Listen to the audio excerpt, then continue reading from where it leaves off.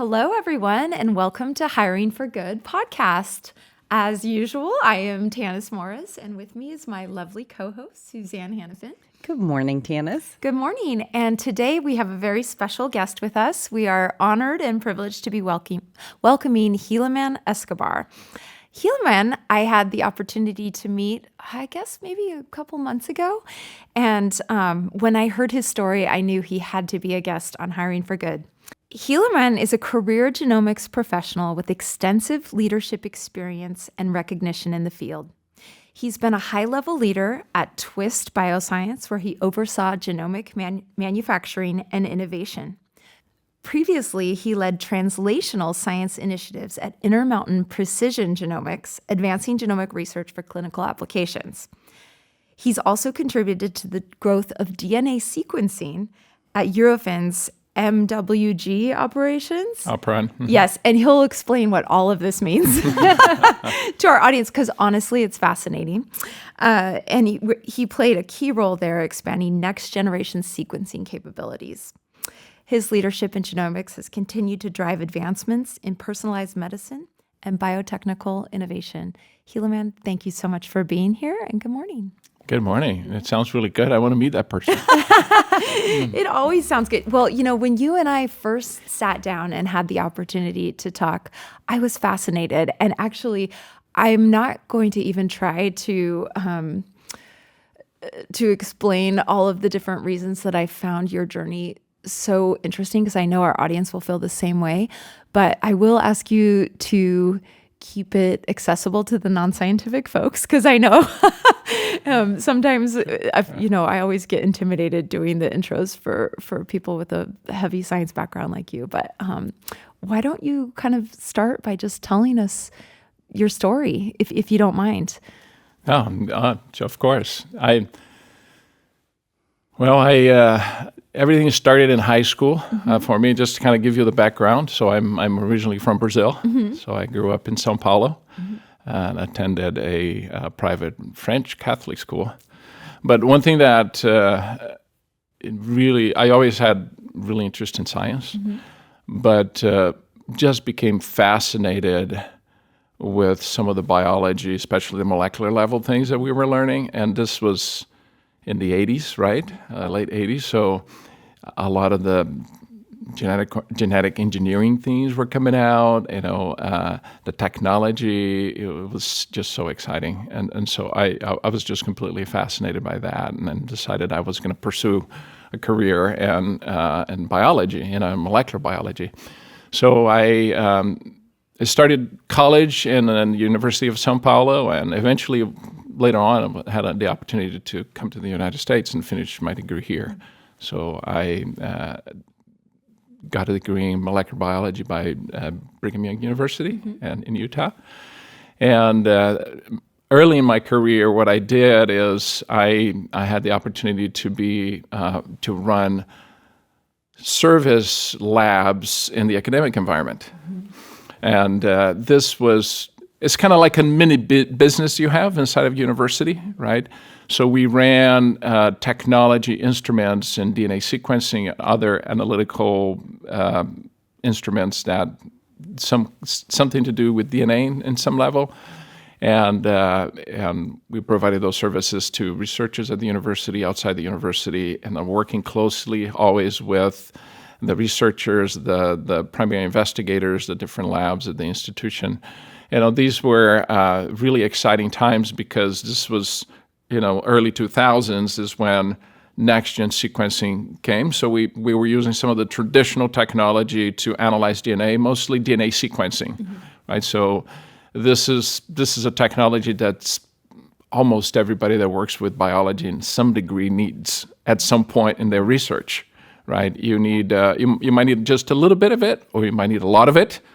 And this kind of helps you make sure that your research is progressing in the right way, that you have the right piece of DNA, that you're producing, the right proteins, that that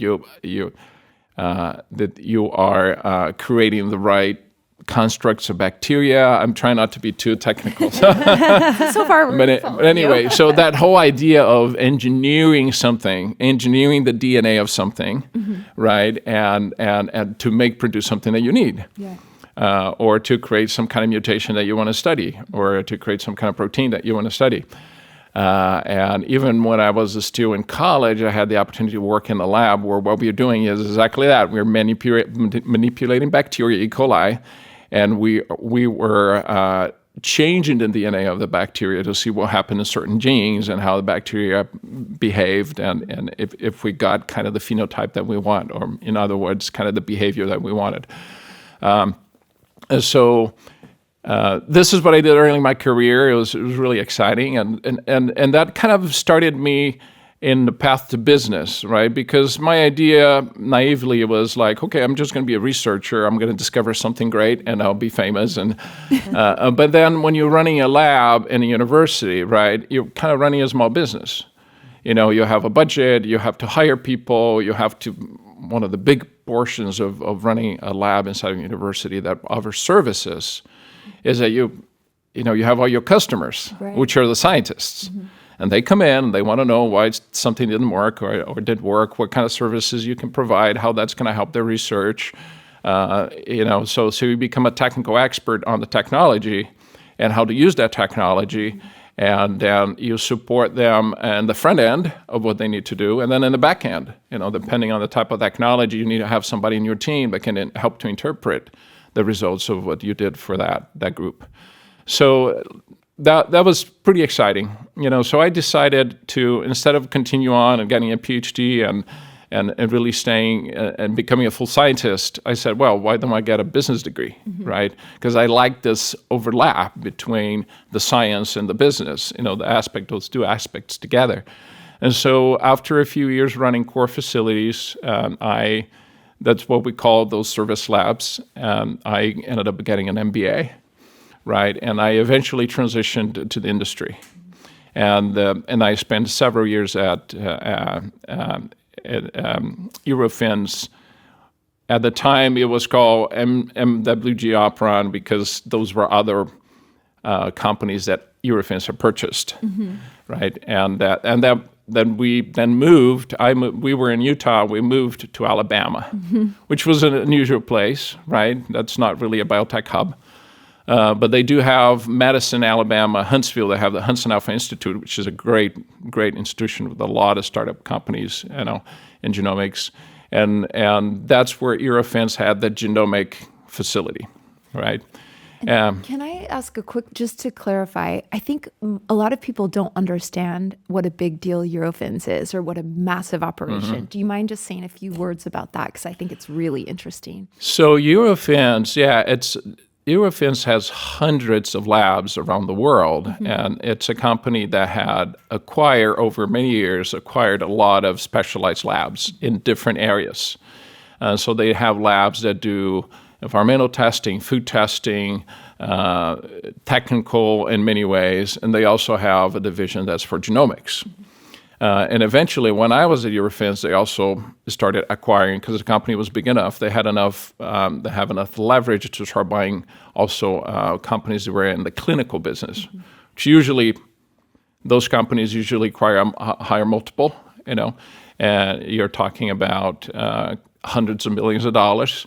And Eurofins started to acquire some of these companies, which was fun for me at the time because I was able to be part of some of that M&A activity, and I was part of some of the due diligence teams, and when they were looking for businesses in the U.S., they were laboratory-based businesses, but they were actually working in the clinical space, right? So Eurofins is this big conglomerate of a lot of different companies. They centralize some administrative functions, but mostly the companies works pretty independently. So even though we were under the umbrella Eurofins, my group was about 200 people in Huntsville, Alabama. We worked pretty independently, and we were able to grow that business quite a bit during the years that I was there. That was pretty exciting.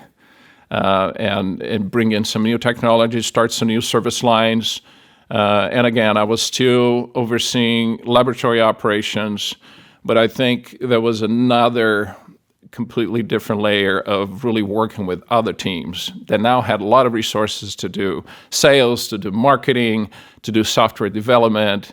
So I was involved in a lot of these. We kind of launched some products that were pretty exciting and successful in DNA sequencing. And I spent several years at Eurofins, going from really overseeing mostly the lab, but then becoming a more of a senior position where I was overseeing several different business lines. Mm-hmm. And then what brought you out west? So eventually, after several years at Eurofins, we ended up moving the company from Alabama to Kentucky. So that was a process that took a few years. And the reason why is because we wanted to be close to the FedEx hub. So we could, some of the critical services we were offering required really fast turnaround time. So we could get samples from all over the country overnight, flown to Kentucky, right, to Louisville. Mm-hmm. And then we could get them in the lab at 1 or 2 in the morning, and we could process them the same day. Wow! So that was a important strategic decision for the company. That took a few years because we built a brand new facility in Louisville. But once that was done, and it was a time for me to decide: do I want to move the family to Kentucky, or is that should I look for another opportunity? And this is where I joined Intermountain Healthcare. Mm-hmm. And Intermountain Healthcare had a group called the Precision Genomics Group, which was kind of a unique group inside of a large hospital system. But they were looking for ways to do precision genomics, using samples they had from their biorepositories, as well as some other connections I have within Intermountain Healthcare. And it was kind of a really unique thing. A little bit of a detour for me, but I was just excited. When I met the people, they wanted to do the opportunity to help to build something from scratch. The funding they had available to bring in all the machines, because I have hundreds of thousands of samples that were planning to do DNA sequencing and profiling, genetic profiling of those samples. It was just an exciting opportunity, and I jumped on it and moved the family back to southern Utah at that time. Yeah, and it's so funny. I want to ask all these scientific questions because it's really kind of above my pay grade. But on the transition of deciding to go and get your business degree, your MBA, mm-hmm. Talk about that shift and why make that shift, because a lot of scientists are great scientists. Mm-hmm. They don't necessarily become great business leaders. What was the if it was a mentor or something that kind of made you make that decision? That's a great question. I think, after I spent a few years in the lab, I didn't consider myself really a scientist. I was more of a technologist, right? I was working with a lot of scientists, but I was supporting what they were doing through the technology that we could provide. I probably a somewhat naive idea of staying in science, getting a PhD, maybe looking into spending several years working on something really specific that I didn't really know exactly what that would be, right? I think it a lot of times depends on who you find, within the university you are or the place you go and you get your PhD. What is a professor, that has a space in his or her lab, and they want, they need another graduate student. So I just felt like the business, to understand all the different aspects of how to run a business, was much more interesting to me, right? And with the idea that I could, putting those two together, I could be more valuable, and to other companies, and eventually maybe have my own business someday, right? So and I was at Brigham Young University at the time, and I'd been there for a few years, and they had a really amazing program, and they have one of the best returns on investments in terms of getting a business degree. And being also at the university allowed me to even get a better deal on what it cost. So, so basically an education that the return on investment on it would have been, really, really affordable. Yeah. I'm interested too, even though you have a strong background in science and obviously live in a world of science, you're a business leader and a strategic business leader. And so do you feel that in this scientific world, having that scientific knowledge has given you an edge? Like spending those years running the lab and understanding how to build those relationships and all that stuff. How fundamental would you say that was in shaping who you are today, or how did it shape you? The years that you did spend in science. No, absolutely. I think you, if you're in science or if you're engineering, in whatever field you are, I think the way to start is that you need to be technical in something, right? You need to have some detailed knowledge of some field or some technology or some process that you can build upon. So some of the jobs that I landed on were jobs that had been originally meant or advertised as for PhDs, right? But in reality, they had much more of a business aspect to them than really a science aspect to them. Running a core facility, for example.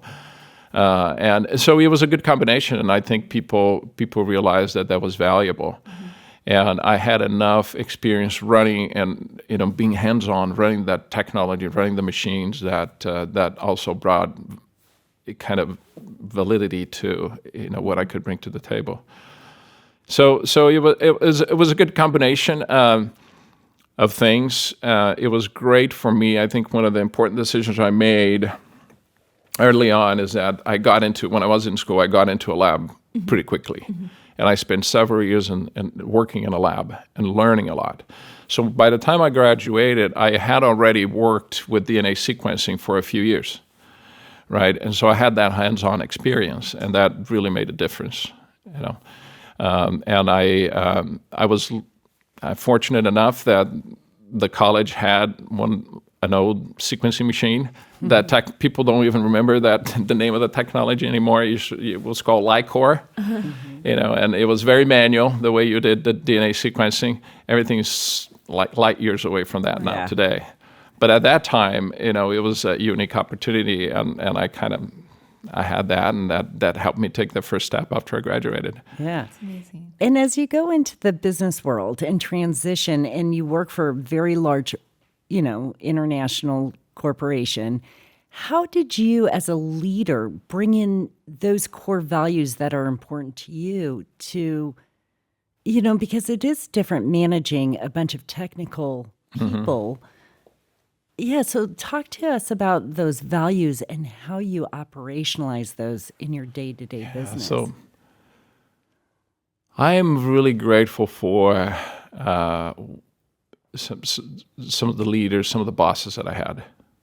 So in the academic environment, I had to figure out a lot of things by myself, but I had supportive, usually dean of research or some senior faculty person that, it's technically in charge and you're running everything for them.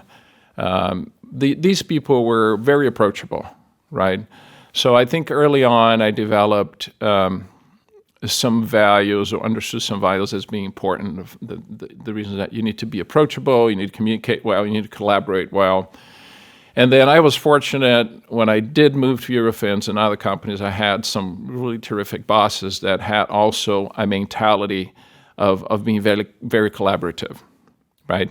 To kind of bring people together, communicate well, kind of hash out the problem in a very professional but positive way. Sometimes there were quite challenging when we were counting pennies, right? When I joined that Eurofins lab, we were barely breaking even in terms of profitability. So we had to be extremely careful, how we decided to spend our money in every investment we made. So the leadership team that I joined, I think, had those early years in kind of the professional environment really kind of shaped my values in terms of, what do you need to be able to work together as a team? And then I stuck to those values, and they were challenged later on because I worked in other environments where it was a different culture, right? It was a culture of more, let's get things done on fear, right? I'm the boss, and this is what I want, and I know it's completely unreasonable what I'm asking, but it is kind of how I get things, how we get this done in this company. So this is, I think I'm grateful for those early leaders that influenced me in terms of what kind of leader I wanted to be. So, when you are in a bigger company, even if you might be more of a senior person, sometimes you can't completely change the culture. Right. And there might be things in the culture that you like, and there are other things that you might not like.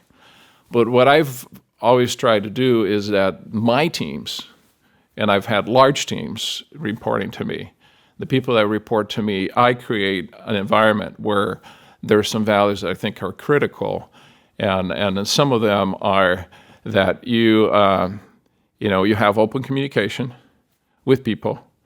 You're very collaborative in the way you communicate and look at challenges. You're honest, right?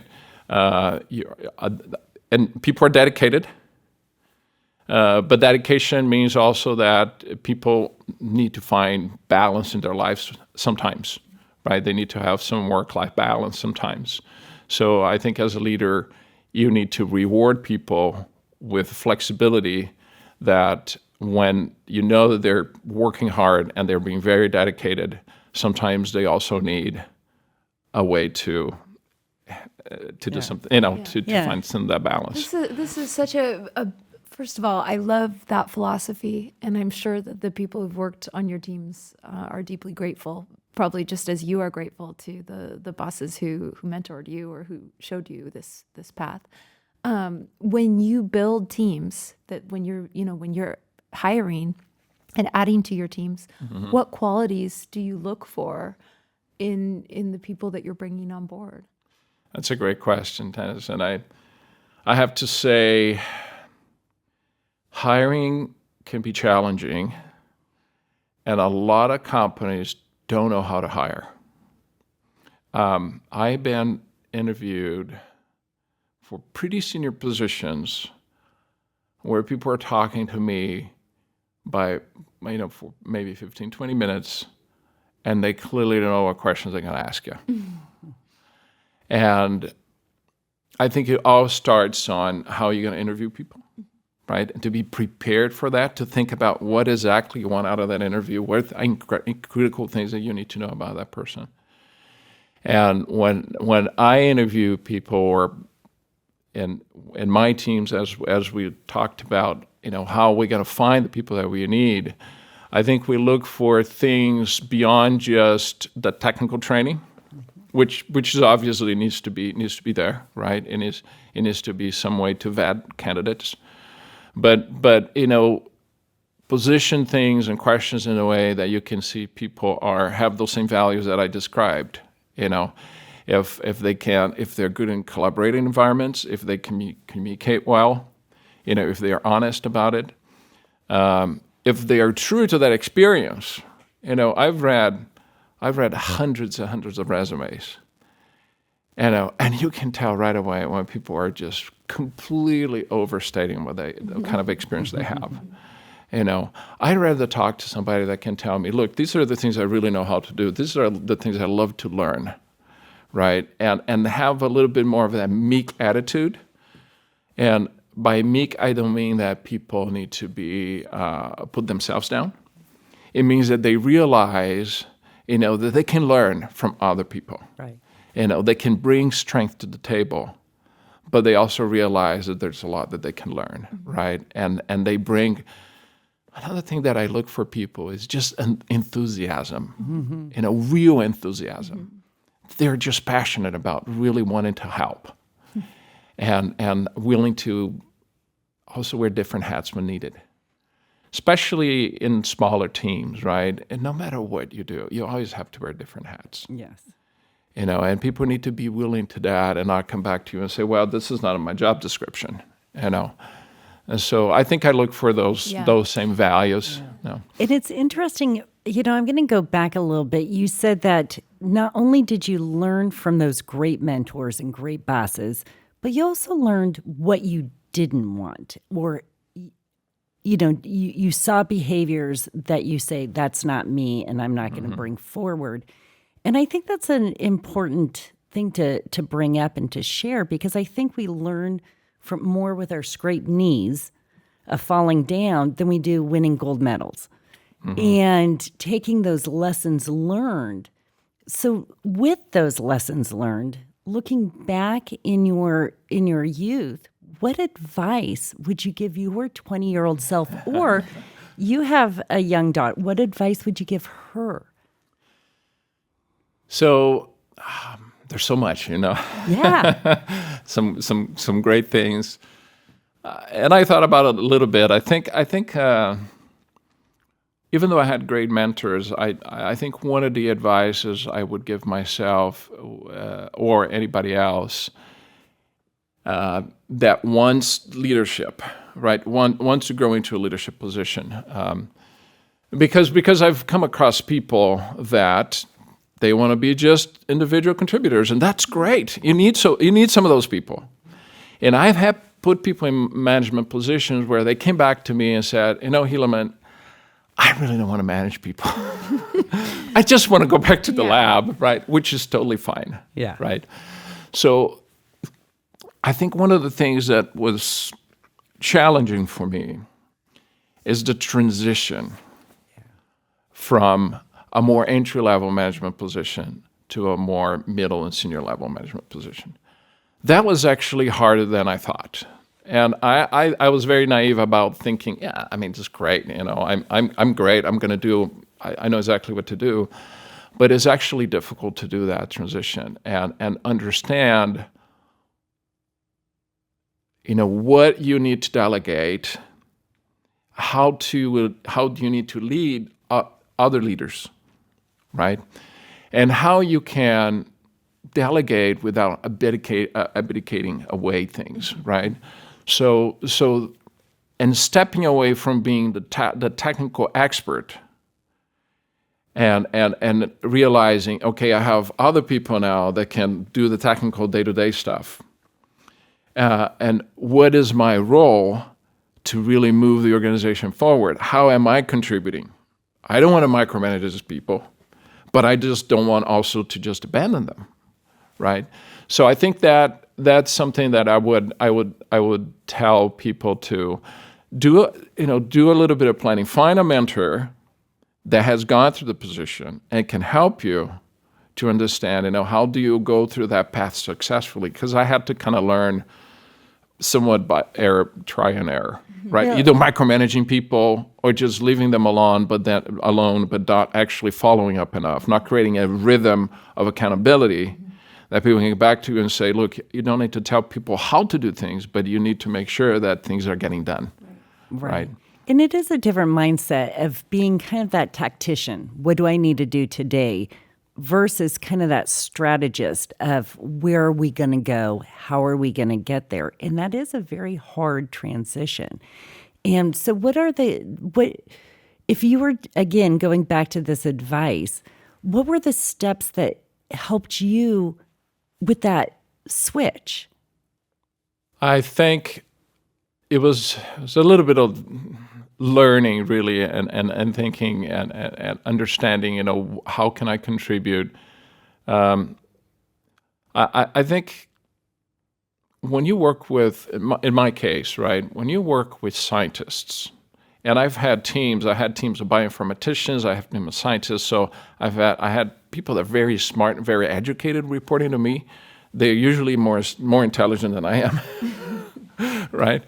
How do you handle these people, right? It's not the type of people that you can tell them what to do.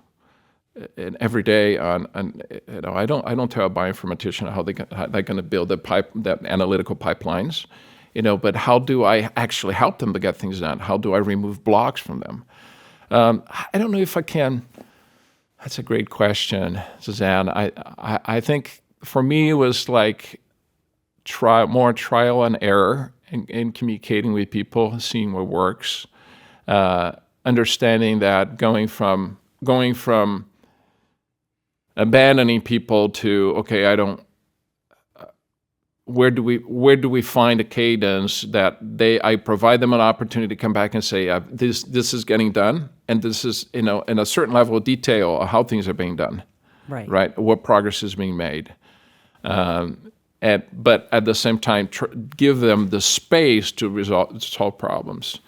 One of the issues we have today in general is, I think, companies don't really know how to measure productivity of knowledge workers. I think there is a push for people to show that they're incredibly busy. They're answering emails all the time. They have to show that they're incredibly busy all the time, and that's not how knowledge work really happens. Yeah. People, they are creative, they're solving problems, they're creating, if you're a bioinformatician, trying to understand how you're going to analyze this data from this really unusual project, you need time to get through it, right? And so I think sometimes companies struggle in how to measure really advanced technical knowledge workers. How do you really measure their productivity, and how do we still give them the opportunity to have time to think through problems and to be innovative? I love that, because, that's something I've never really thought of. Because, again, in manufacturing or whatever, it's easy to count widgets. Mm-hmm. But when you're looking at problem solving, especially in an arena where nobody's ever solved that problem before, or you're creating a new process, I think that space, that pause, because, again, people look at, Tanis is just sitting there looking up at the ceiling. Like, is she really happening? Yes. Maybe you're having an aha moment. Yeah. But recognizing that is important space for your employees as well. I like that. Thank you. Well, it sounds, I think, I'm sure that we all learn more from messing up than we do from getting it perfect every single time. But I would imagine the people who work for you really appreciate this approach, and I'm sure that the companies do as well. Our final question that we ask our guests each week is, what does hiring for good mean to you? And I'm curious to know what your interpretation of the term is. Yeah, so I put some thought into it, and I think there's two different ways that I can interpret that. The first one is you're hiring to do good, right? So if you're a company that's growing and you can hire people, that's wonderful, because you're giving people opportunity, you're giving a company opportunity, you're giving the community opportunity. You have your values, you have your goals, and usually companies have goals to support a community or to create value for customers in some way, right? I'm really proud of the opportunity that I had through many years to support so many scientists, and so many great research projects that people done that were enabled by the technology that my lab has provided, and the people that work in my lab. So I think that's it's great when you can hire to do good. And then the other aspect of hire for good is like, let's do the hiring right. Let's develop a process that you hiring from finding and hiring these people, providing them a journey, right? And finding we always talk about, you need to hire the right people, but what does that really mean, right? And so I think hire for good wouldn't it be great if we can always find the best candidate to solve the problem that we need? And the problem, and I think what happens is a lot of companies don't put a lot of effort into their hiring process.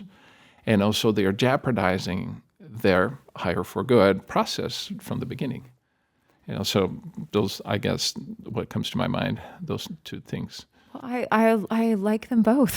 I agree. Well, thank you so much. It was really just lovely to have you as our guest, and I know our audience is going to love the wisdom and thoughts you communicated today. Well, thank you for that. Absolutely. Thank you so much for your time. And this is going to be exciting to see your next adventure and what's next for you. Thank you. Thank you. Yeah. Appreciate it. Thanks for joining us today at Hiring for Good. If you were inspired by our conversation, don't forget to like, follow, and subscribe wherever you get your podcasts. And if you want to learn more about our executive search services, check us out at www.hiringforgood.net or our company website, Acumen Executive Search. Thanks so much, and don't forget to join us next time for another in-depth conversation about transformational leadership. Until then, have fun.